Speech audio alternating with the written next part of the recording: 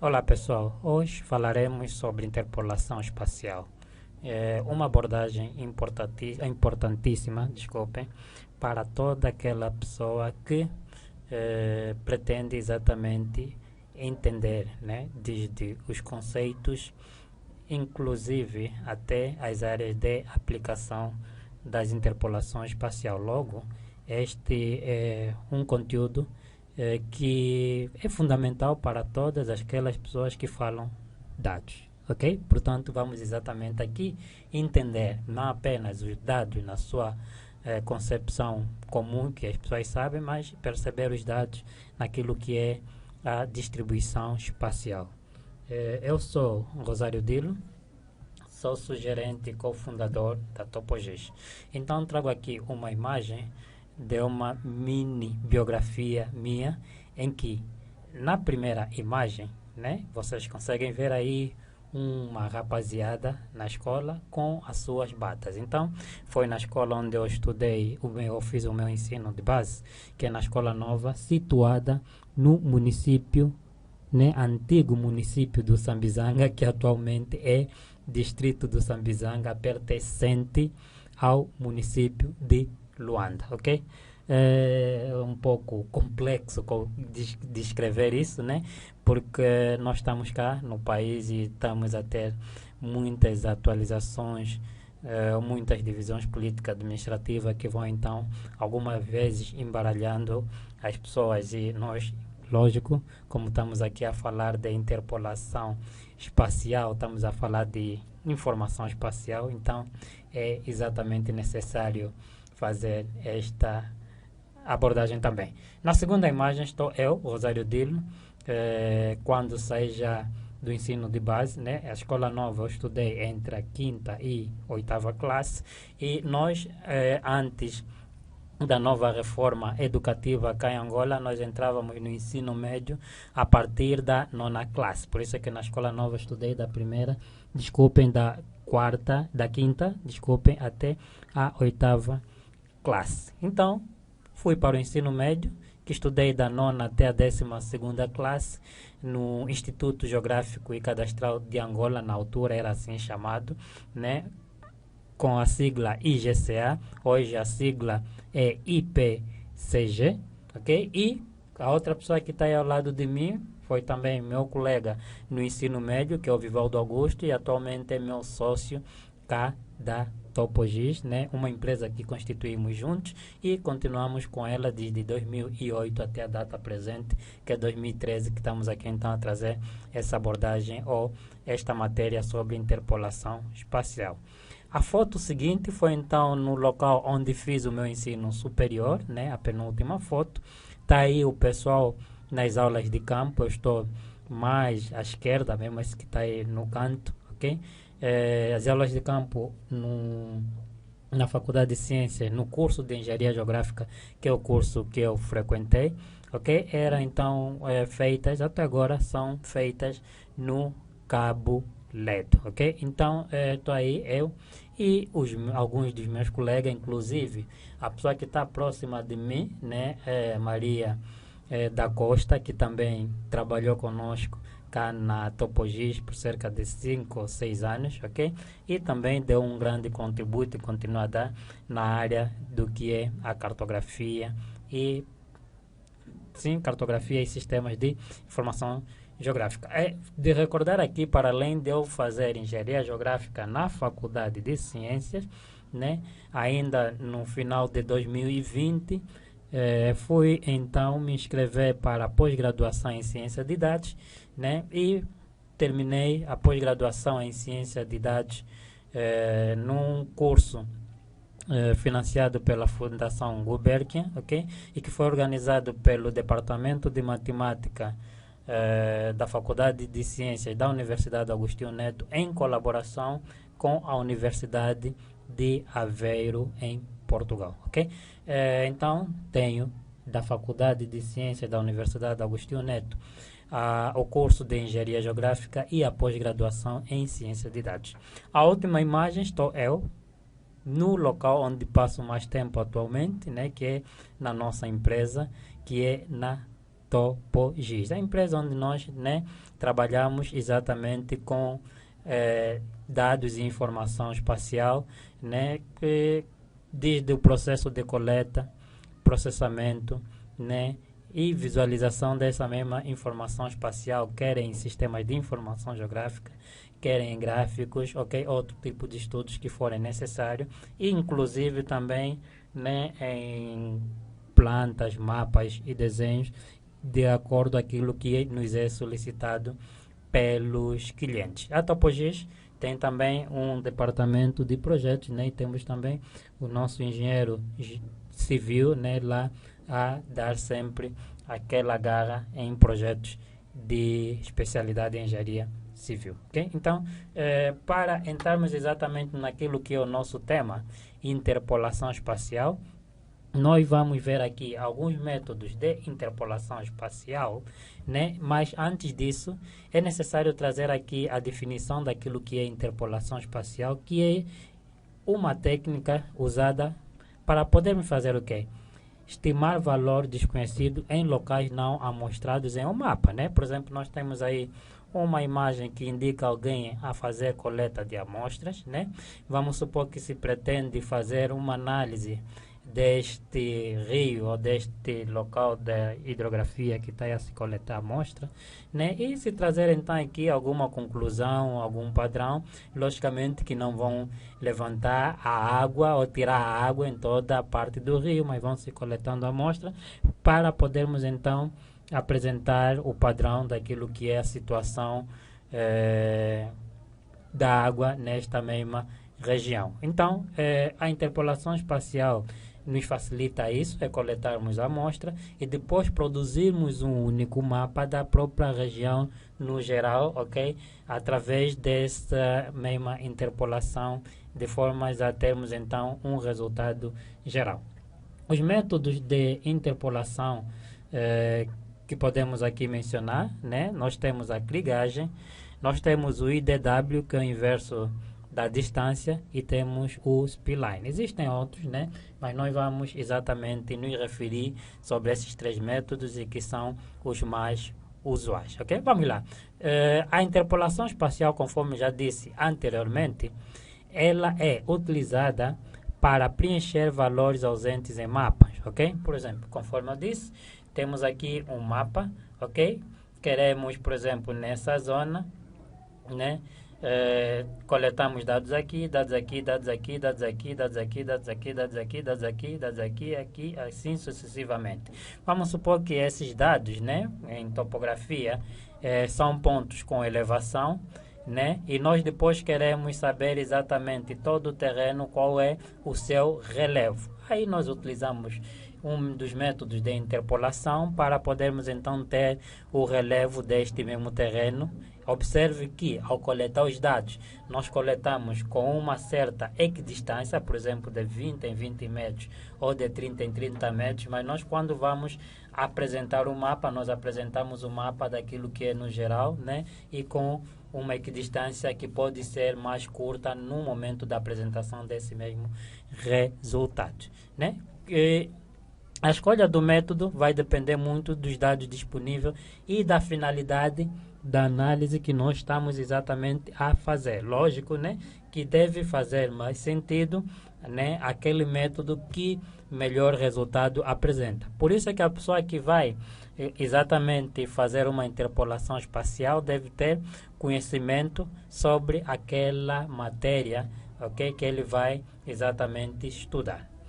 Vamos começar aqui por apresentar um dos tipos de interpolação, que é o inverso da distância, ok? Nós temos aqui, por exemplo, um mapa que vai representar, né, um mapa de calor, vamos dizer que é um mapa que tem a ver com criminalidade. Levantam-se os dados, né, e a partir daqui, né, nós, por exemplo, dos pontos coletados, né, através de agrupamentos, né, nós vamos ver quais são os locais com maior agrupamento ou com mais dados coletados de criminalidade. Vão coletar os dados e produzimos então um mapa de calor onde, né, os sítios mais avermelhados ou as cores mais quentes vão representar, por exemplo, os locais em que o padrão da criminalidade é mais alta, né? E conforme a cor vai sendo mais fria, são os sítios então em que praticamente o padrão da criminalidade é mais baixa, ou exatamente, né, onde não temos estes dados coletados mais afora, por exemplo, que nós não estamos a considerar para o estudo, não temos exatamente a criminalidade. Portanto, aqui diz IDW, inverso da distância ponderada, é um método de interpolação espacial que utiliza pontos amostrais mais próximos, e ele vai dar a estes pontos mais próximos, né, pesos maiores, ou melhor, através dos dados coletados, aqueles que estiverem mais próximos, o peso será maior e vai me apresentar, por exemplo, um padrão mais elevado com relação aos pontos que estiverem mais distantes. É o exemplo que nós temos aqui desse mesmo mapa, ok? A outra questão também seria, embora que não temos aqui, né, que é o caso de estudo, por exemplo, da cólera, né, em que se irem na internet escreverem Dr. Snow cólera, né, que é um estudo que o Dr. Snow traz, né, que geralmente é, né, conhecido pelas leads, né, das pessoas que utilizam sistema de informação geográfica, um dos primeiros casos de estudo em que se utilizou interpolação espacial. Ou melhor, suponhamos que foram coletados pontos diversos, né, de pessoas que foram apanhando cólera. E aqui, né, tem mais casos de pessoas que apanharam cólera. Então se produz um mapa em que, né, quando se produzir esse mapa de calor, os pontos mais avermelhados, digo, né, os pontos em que há uma maior probabilidade de apanharem cólera. O caso do Dr. Snow foi o seguinte: ele viu nos sítios onde há maior agrupamento, ok?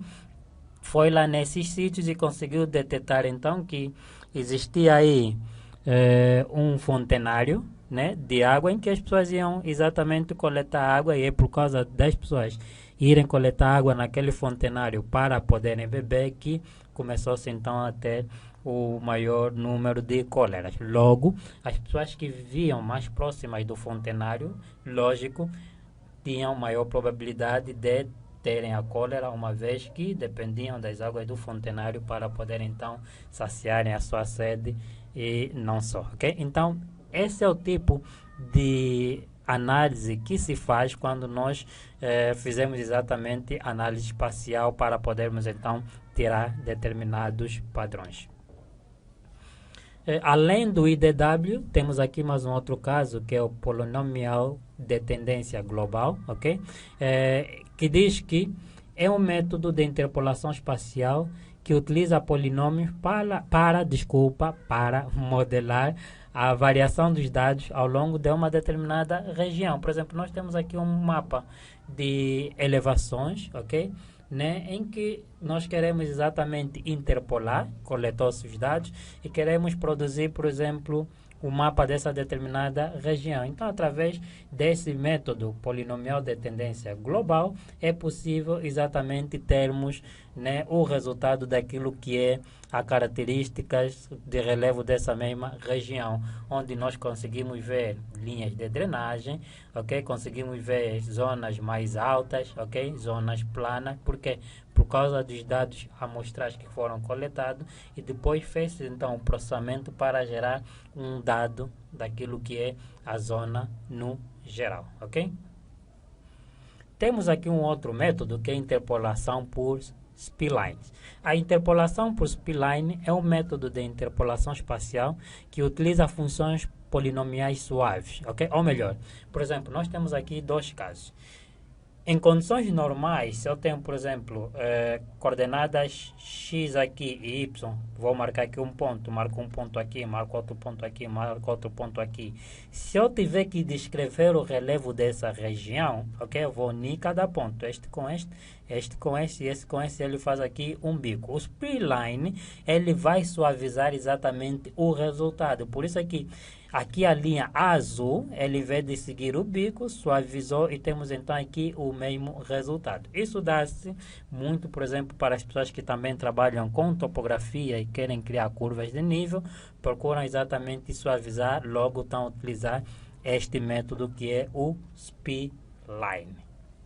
Agora, a clivagem, né, de todos os métodos de interpolação espacial, a clivagem é o que tem a mais convincente fundamentação e bons princípios teóricos. Até aqui, deixe-me só aqui recordar que clivagem vem do nome da própria pessoa que procurou, né, pela primeira vez trazer esse tipo de análise, né, que é o senhor Kriging, um sul-africano, acredito, né, que trabalhou em zonas mineiras e pretendia exatamente, né, fazer uma interpolação dos dados coletados daquela zona mineira, então procurou utilizar a clivagem.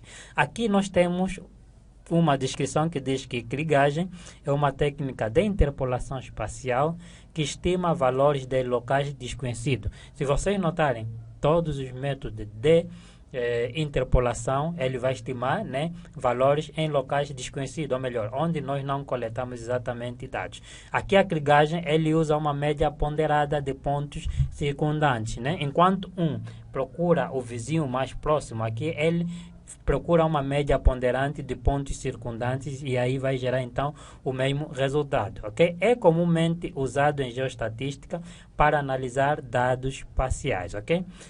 Deixe-me só aqui mencionar que, né, se vocês notarem todo o slide que eu passei, tem aqui a lei de...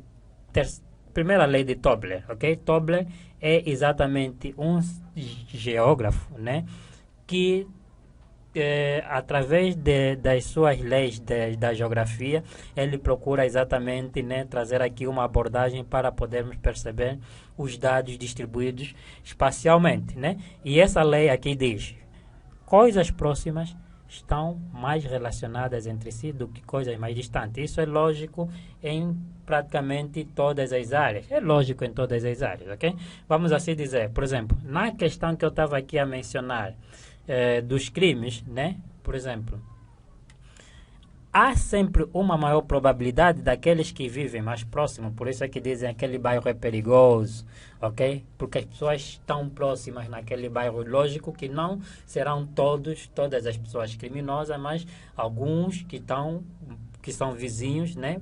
Aqui vamos mencionar vizinho mais próximo vai influenciando os outros, ok? Então, podemos trazer aqui também o caso de comportamento de compra das pessoas. Por isso aqui, né, mesmo os métodos estatísticos também pode ser utilizada naquilo que é o marketing, que atualmente nós chamamos de geomarketing, ok? Por exemplo, como é que é o comportamento de compra das pessoas, né, numa determinada região? Vamos supor que estamos aqui a fazer análise de 7 municípios. Lógico que nós temos que ter os dados de compra. Vamos coletar, por exemplo, naquelas lojas que estão mais próximas, ver como é que as pessoas compram.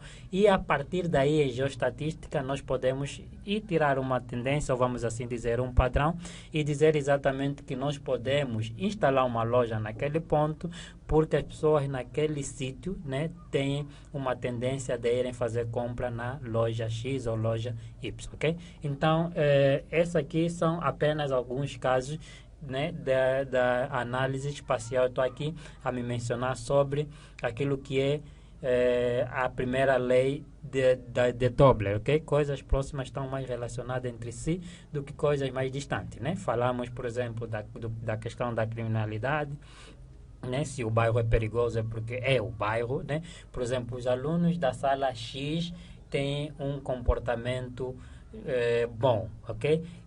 Por que estão a falar da sala? Porque as pessoas estão exatamente mais próximas a ele, né? Vai existir aquelas salas, por exemplo, que o comportamento dos alunos é exatamente irrequieto, são alunos irrequietos, vamos assim dizer, né?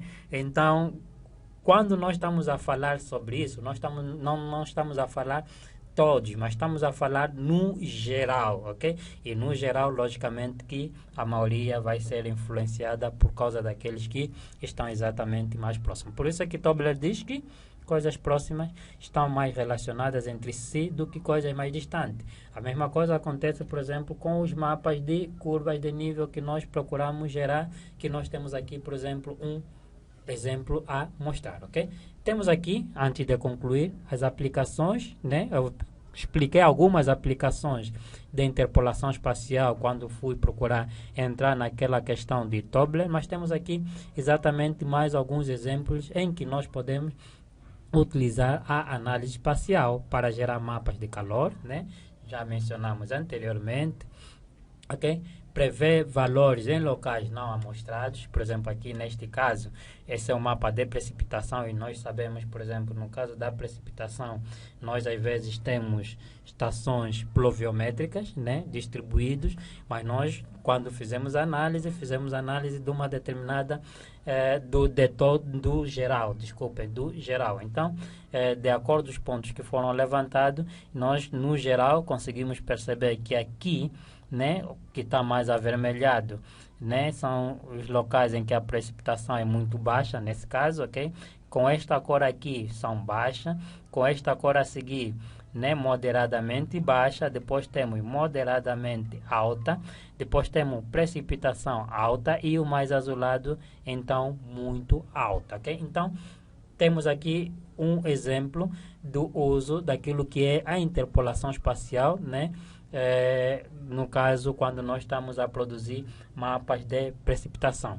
Um dos grandes casos, nós vamos ver, por exemplo, na prática, né, para aqueles que são formandos de alguns cursos, né, o uso exatamente desses métodos para podermos gerar os mapas. Temos aqui mais um exemplo, conforme estava a dizer, que são os mapas de curvas de nível de uma determinada região, né? Por exemplo, aqui temos P-line porque ele está suavizado, né? É um método de interpolação. Os pontos foram levantados, por exemplo, com uma maior equidistância, mas nós, quando queremos gerar as curvas de nível, nós geramos com equidistâncias menores, ok? Então, conseguimos exatamente analisar essa região em que nós conseguimos ver, por exemplo, que aqui é uma zona onde nós temos uma linha d'água, conforme ele vai indicar, ok? Esses bicos aqui vão indicar que a curva de nível, né, aqui vai gerar uma linha de água e nós temos aqui o terreno, né, depende muito da cota.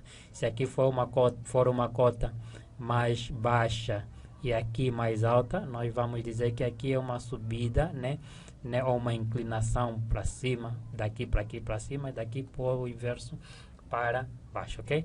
Então, são estes alguns exemplos que eu tinha para trazer sobre o uso, né, aquilo que é a interpolação espacial, ok? E na prática nós vamos exatamente procurar perceber as interpolações utilizando software de sistema de informação geográfica, ok? Qualquer software de sistema de informação geográfica tem essa capacidade.